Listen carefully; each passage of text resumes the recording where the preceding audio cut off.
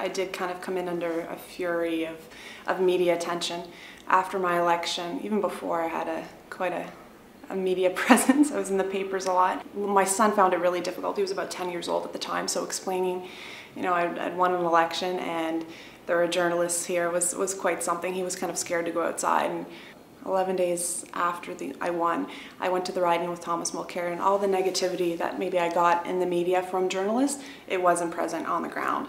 So for me, it was really important to, you know, obviously get to know my riding, get to know my constituents, and I wanted them to get to know me too. The negativity at first, you know, it wasn't very easy because it was all new. First time being elected, first time doing interviews. I was so used to having, you know, a private life, and then all of a sudden everything is out on the floor. A lot of interest. So it took a while to kind of get my feet planted, you know, set up an office, learn what the job was, and get a plan going. So it took a while. Maybe I wasn't a cookie cutter politician, you know, what people think a politician should be. The fact that we had so many younger people get elected in 2011, you know, people say we don't have enough youth getting involved in politics, but the fact that we elected so many, there was also kind of that doubt too, are they going to be able to do the job? And I think after 3.5 years, we haven't tripped up. I wanted to be a strong voice because I am a younger woman, because I am a single mom, and because I did have different life experiences. I thought, heck, there were a lot of Canadians just like me, there were a lot of single moms just like me that had, you know, a child in high school, that had trouble going, you know, getting money to go to college. Daycare was insane, $55 a day. So I thought, you know, I want to be that voice. I want to represent those people. You know, getting pregnant young and having a child, there's all those, you know, typical, you know, people think of you a certain way, they don't expect you to succeed.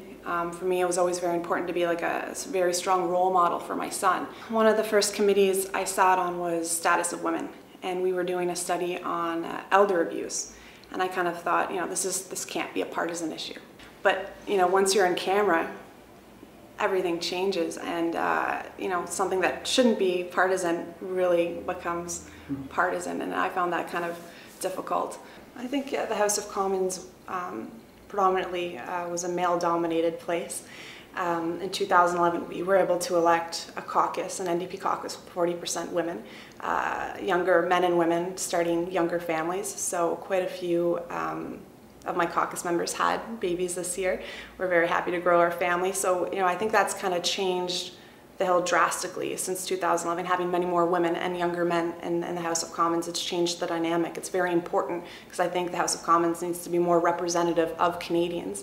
The House of Commons, you would think, would maybe be, you know, à l'abri, not touched by sexual harassment, but, you know, it does happen, and it happens everywhere. And because we didn't have any kind of policies, procedures in place, it kind of was unspoken. It kind of laid in the shadows, maybe cases of sexual harassment or even more serious.